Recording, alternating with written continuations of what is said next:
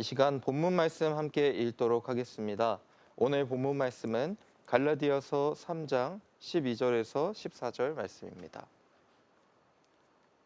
갈라디아서 3장 12절에서 14절 말씀입니다.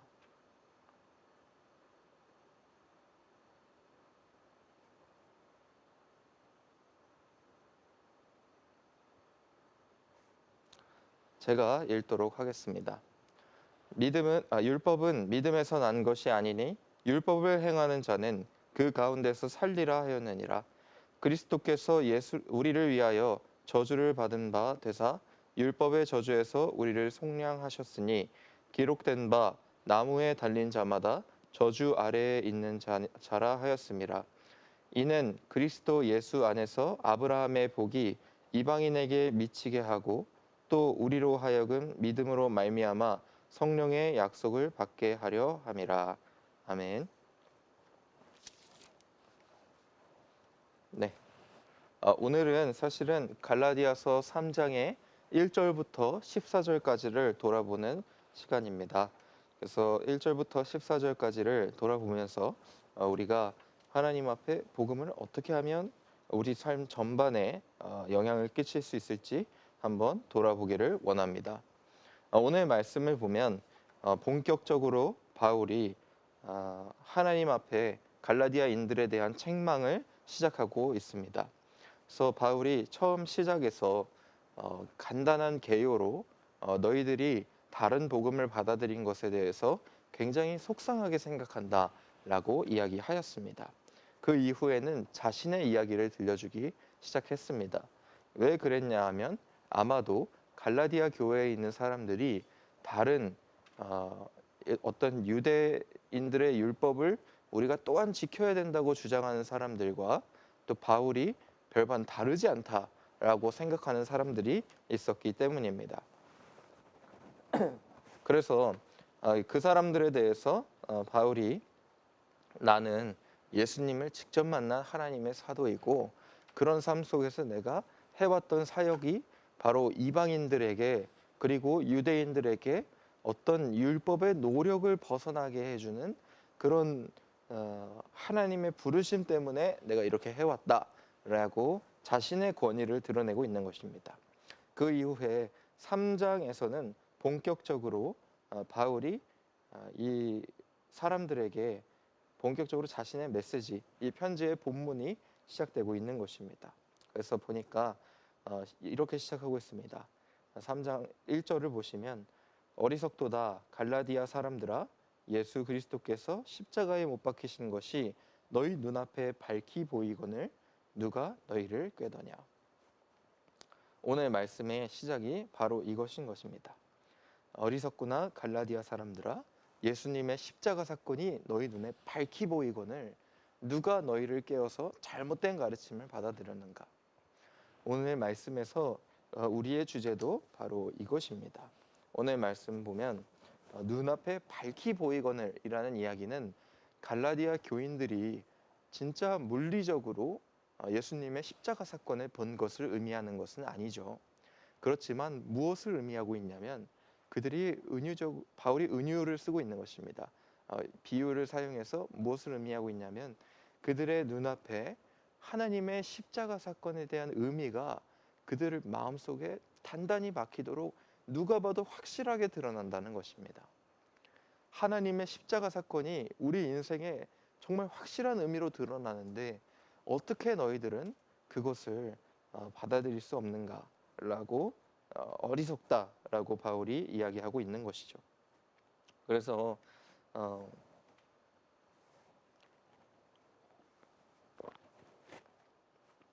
그래서 이 바울이 이 사실은 여러분 예수님의 십자가 사건을 아는 사람이 그리스도인이 아닌 것입니다. 바울이 강조하는 것은 예수님의 십자가 사건을 아는 사람이 바로 기독교인이 된다라고 이야기하는 것이 아니라 예수님의 십자가 사건을 밝히 본 사람들이 진정한 기독교인이라고 바울이 이야기하고 있는 것입니다. 우리 앞에 주님의 십자가 사건이 밝히 보여져야지만 우리가 단순히 알고 있는 것이 아니라 밝히 보여져야지만 우리가 하나님 앞에 올바른 그리스도인, 또한 복음의 무언가를 섞지 않는 그리스도인이 된다고 바울은 이야기하고 있는 것입니다. 그래서 이것이 바로 오늘의 주제입니다. 우리가 정말로 복음을 밝히 보고 있는지, 아니면 갈라디아 교인들처럼 우리 신앙에, 아니 우리 복음에 다른 것을 섞어내고 있는지를 우리가 돌아봐야 한다는 것입니다. 첫 번째로는 우리 인생의 주관자가 누구인지를 우리가 파악해야지만이 우리가 올바른 복음을 가지고 있는가를 돌아볼 수가 있습니다. 오늘 2절부터 시작하는 말씀 보니까 내가 너희에게 다만 이것을 알려 하노니, 이 말은 내가 너희들에게 이거 하나만 물어보고 싶다라고 이야기하는 것이죠. 너희가 성령을 받은 것이 율법의 행위로냐 혹은 듣고 믿음으로냐. 그리고 3절에 너희가 이같이 어리석으냐, 성령으로 시작하였다가 이제는 육체로 마치겠느냐. 그래서 여기서 이 바울이 강조하고 있는 것이 무엇이냐면, 너희들이 믿음을 시작할 때는 너희들이 이 그리스도인으로서 신앙을 시작할 때는 믿음으로 받아들이고 너희 안에 성령님이 계심으로써 그리스도인이 되었는데, 왜 그 말미에는 율법을, 그 육체를 따르려고 하느냐라고 이야기하는 것입니다. 여기서 우리가 여러 가지를 알 수 있는데, 기본적으로는 3절을 보니까 육체로 마치겠느냐, 그래서 성령으로 시작하여 육체로 마치겠느냐가 사실은 2절에 성령을 받은 것이 율법의 행위로냐라는 질문에 같은 구조로서 어떤 평행적인 구조를 마치고 있는 것을 우리가 알 수 있습니다.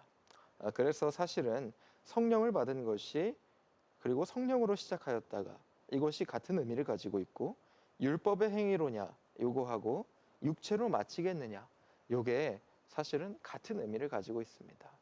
그래서 우리가 육체로 마치겠느냐를 돌아보기 원하는데, 육체로 마치겠느냐 의미 속에 담겨져 있는 것이 무엇이냐면, 마치겠느냐는 사실은 무언가를 완성한다는 헬라어 의미를 담고 있고, 육체는 율법의 행위와 같은 의미를 가지고 있으므로 사실은 우리가 육체의 행위를 통해서 인생을 완성시키려고 하는 우리의 모습에 대해서 바울이 어리석도다 하고 외치고 있다는 것을 우리가 알 수 있습니다.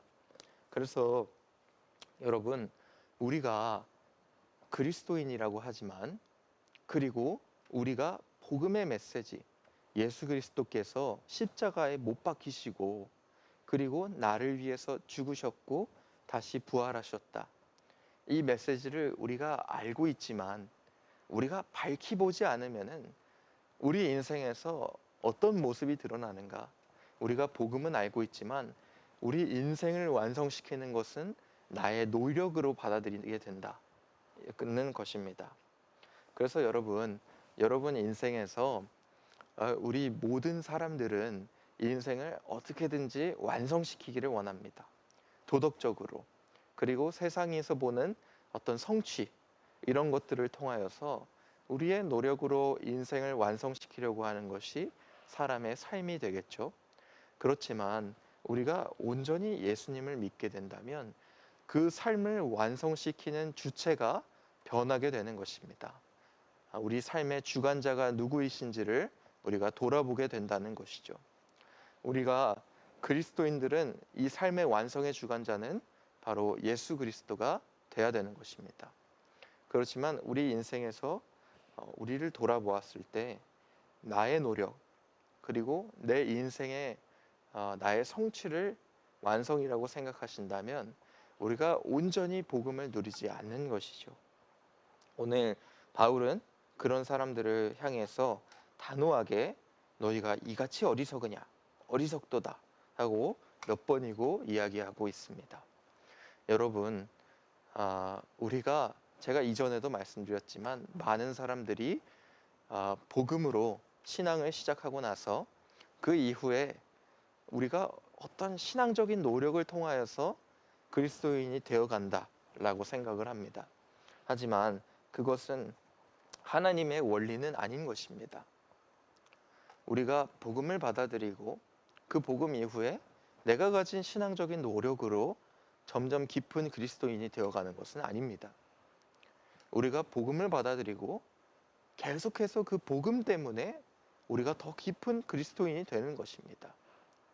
여러분, 만약에 어, 우리가 그리스도인이 되었는데 지나치게 화를 많이 낸다고 생각을 해보세요.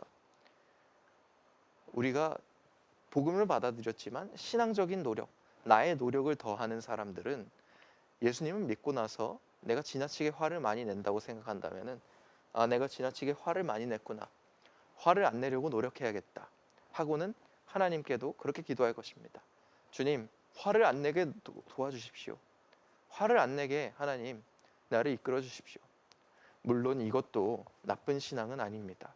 그렇지만 제가 여러분들께, 그리고 바울이 여러분들께 강조하고 싶은 신앙은 이거보다도 더 깊은 신앙입니다.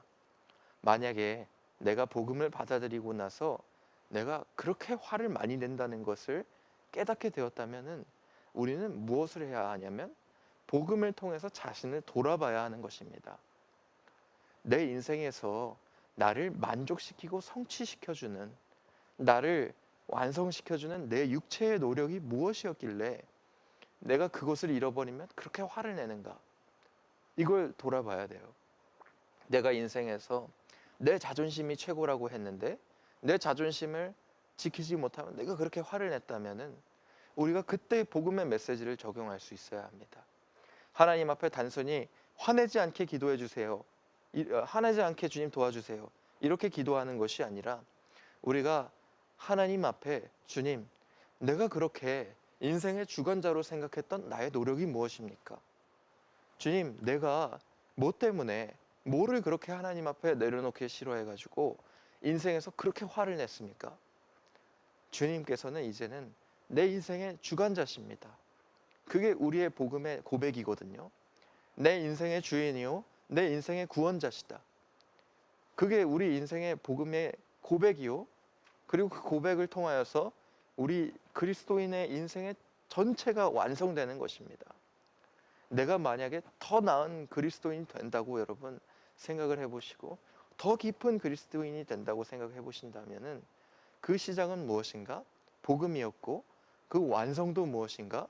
바로 복음인 것입니다. 여러분 인생에서 내가 단순히 기도만 해왔고 내가 단순히 나의 노력으로 조금이라도 더 해보려고 했다면은 이 시간 여러분, 제가 여러분께 도전드리는 것은 그 이전의 것도 나쁜 신앙은 아니지만 더 깊은 우리 복음의 단계로 나아가라는 것입니다. 복음에 나의 노력을 섞지 마십시오. 오늘 바울이 우리에게 똑같은 질문을 하고 있는 것입니다. 너희가 성령으로 아무런 노력 없이 은혜로 구원을 받아놓고서는 너희 인간적인 노력으로 인생의 모든 것을 완성시키려고 하느냐? 그것이 참 어리석은 길이다 라고 바울이 이야기하고 있는 것이에요. 여러분, 여러분의 삶에서 주님께 맡겨드리고 주님께 의지해 보십시오. 그것은 아무것도 하지 말라는 것이 아닙니다. 하지만 하나님 앞에 더 깊은 길을 요구하는 것이에요. 우리가 지금까지 이렇게 좀 하지 않게 해주십시오. 주님 이렇게 좀 해주십시오 라고 기도했다면 오늘은 주님 앞에 복음을 가지고 더 깊은 대화를 해보는 것입니다. 주님이 내 삶의 주인이라고 내가 고백했는데 도대체 내 삶에 나의 노력이 왜 이렇게 많이 들어갑니까, 주님? 주님, 도대체 내 삶에 내가 아직도 주님 앞에 내려놓지 못한 것이 무엇이길래 주님, 내가 이렇게 주님 앞에 삽니까? 하고 하나님 앞에 고백해 보시기 바랍니다. 그제서야 우리가 진정한 우리의 복음을 품고 사는 것입니다. 복음은 믿음의 시작이기도 하지만 우리 신앙 인생의 전체를 아우르는 것입니다. 그래서 여러분들이 이 하나님 앞에 올바른 그리고 깊은 내 삶의 주관자를 돌아보는 그런 복음의 신앙을 가지는 것이 우리 인생의 첫 번째입니다. 그리고 두 번째는 무엇이냐면 사실은 연결되는 것인데 바로 두 번째도 우리 예수 그리스도께서 우리 인생을 정말 뭐 문장으로 잘 정리하자면은 예수 그리스도께서 우리의 인생을 은혜로 구원해 주셨음을 깊이 믿는 것입니다. 오늘 사실 갈라디아 교회에서 마주하고 있는 문제는 우리가 받아들이기에 사실은 굉장히 구체적인 사건을 다루고 있습니다. 갈라디아 교인들에게 유대인들이 들어와서 기독교인이긴 하지만은 너희가 그럼에도 불구하고 여전히 율법을 지켜야 하는 것이다 라고 설명하는 것이죠. 그런데 그런 이야기 속에서 바울이 누구를 예시로 들고 있느냐, 너희가 율법을 행위로 완성시키려고 하는 그 인생이 참 어리석은데 왜 그러냐 하면 하고는 그 다음에 7절에 그런즉 믿음으로 말미암은 자들은 아브라함의 자손인 줄 알지어다 하면서 아브라함을 유대인들에게 예시로 들고 있는 것입니다. 이것이 무엇을 의미하는가? 너희들의 시초요, 너희들의 시조인 아브라함도 믿음으로 하나님 앞에 선택받은 것이지 율법을 따름으로써 하나님 앞에 선택받은 것이 아니라고 이야기하는 것이죠. 왜냐하면 여러분 창세기를 잘 읽어보시면은 아브라함이 사실은 하나님 앞에 하나님을 따르기로 하고 믿기로 하고 주님 앞에 주님의 온전한 선택을 받은 다음에 하나님과의 언약을 맺게 되거든요.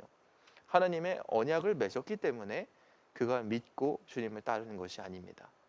하나님께서 일방적으로 아브라함을 선택하셨고 아브라함에게 아브라함이라는 이 만국의 아버지라는 이름을 선물해 주셨고 그리고는 그를 선택해서 언약까지 주시기까지 아브라함은 믿음으로 대응했고 하나님께서는 그를 일방적으로 선택하는 그 과정이 있었던 것입니다. 그래서 사실은 바울이 그것을 지적하면서 봐라, 너희의 시초인 아브라함도 율법 때문에 인간적인 노력 때문에 구원을 받은 것이 아니다.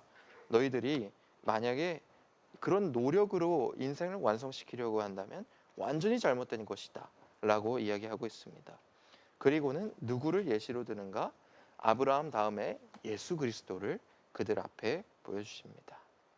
그래서 의인은 믿음으로 살리라 하였음이라 11절 보고는 12절부터 14절까지 율법은 믿음에서 난 것이 아니니 율법을 행하는 자는 그 가운데서 살리라 하였느니라.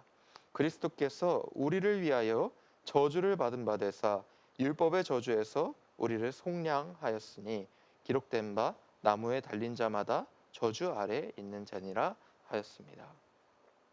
우리 인생에서 우리가 인간적인 노력으로 완성시키려고 하는 것이 오늘 바울은 그것을 뭐라고 의미하고 있는가? 우리가 율법의 저주를 받은 것이라고 이야기하는 것입니다. 우리가 구원으로서 그 죄의 죽음까지가 우리의 저주일 뿐만이 아니라 죄의 죽음 안에서 우리가 그 죄의 영향력 아래서 살게 되는 것이 바로 율법의 저주인 것입니다. 내가 구원받지 못함으로써 정말 깊은 그리고 영원한 죽음에 빠지게 된 그 운명, 그것이 우리의 저주일 뿐만이 아니라 예수 그리스도께서 우리를 건져내신 그 저주 속에는 우리가 복음을 벗어나서 육체로 완성시키려고 하는 우리의 허무한 인생까지도 그 앞에 저주로 나타나게 되는 것이에요. 그 삶에서 여러분 우리가 무엇을 해야 되냐면 예수님의 그 십자가에 못 박히심을 통하여서 우리가 그런 율법의 저주에서 완전히 자유하게 되었음을 우리가 기억하셔야 된다는 것입니다. 그래서 주님 앞에 여러분 온전히 자기 자신을 내려놓으시기 바랍니다. 율법의 저주에서 우리가 자유해졌다는 것은 이제는 우리가 예수님을 통하여서 과거에 내가 가지고 있던 내 인생의 습관, 과거에 내가 가지고 있던 내 인생의 잘못된 관습까지도 십자가에 함께 못 박혔다는 이야기입니다. 그래서 십자가 사건은 단순히 우리의 죽음을 벗어나게 해주는 사건이라고 바울이 표현하는 것이 아니라 그런즉 우리가 십자가에 함께 주님과 함께 못 박혔나니 이제는 내가 사는 것이 아니요 내 안에 그리스도께서 사시는 것이라고 고백하잖아요. 그래서 여러분 십자가 사건을 우리 인생에서 밝히 보시게 될 때 여러분 기억해야 되는 것이 무엇이냐면 이 십자가 사건의 죽으심을, 그리고 주님이 우리 앞에 저주를 온전히 없애 주신 것을 여러분 단순히 내 복음의 내 운명의 죽음을 없앤 것뿐만이 아니라 내 운명에 주님의 성품과 닮지 않았던 나의 옛사람을 완전히 없애버린 것이다 하는 것을 여러분 믿으셔야 한다는 것입니다. 그래서 바울은 우리 신앙에서 오늘 이 1절부터 14절까지 한 가지 주제로 우리 앞에 이어가고 있습니다. 너희가 육체의 노력으로 인생을 완성시키려고 하느냐 하는 그 질문 앞에 오늘 우리가 서야 하는 것입니다. 여러분 인생에서 복음을 단지 어떤 시작으로 생각하고 복음을 단순히 구원의 용도로만, 내가 천국에 가는 그런 길로만 생각한다면은 여러분 복음은 그런 시작이 아니라 우리 인생 전반에 영향을 끼치는 우리를 깊은 그리스도인으로 만들어주는, 그리고 우리를 완성시켜주는 것이 바로 복음인 것입니다. 그래서 이 시간 여러분들이 여러분 삶 속에서 온전히 복음을 통하여서 인생을 완성시키는 여러분이 되시기를 주님의 이름으로 축원합니다. 이 시간 축도하고 예배 마치도록 하겠습니다. 이제는 우리 구주 예수 그리스도의 은혜와 하나님의 사랑과 성령님의 교제 교통하심이 이제는 하나님 안에서 복음으로 인생을 완성시키길 원하는 우리 예본교회 성도들 머리 위에 이제로부터 영원토록 함께 있을지어다. 아멘.